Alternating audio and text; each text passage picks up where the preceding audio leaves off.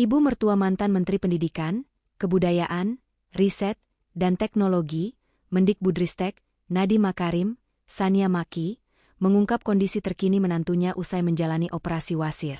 Ibu dari istri Nadiem, Franka Frankling, itu bilang menantunya saat ini tengah dalam masa pemulihan.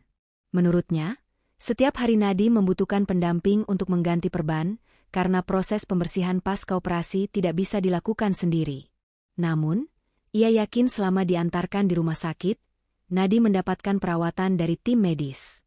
Sania menambahkan, Nadiem kini dikabarkan telah kembali ke Rutan Salemba. Meski begitu, ia percaya petugas tetap memberikan perawatan terhadap menantunya. Sania menyebut Nadiem akan menjalani operasi kedua atas sakit yang diderita. Download Tribun X sekarang, menghadirkan lokal menjadi Indonesia.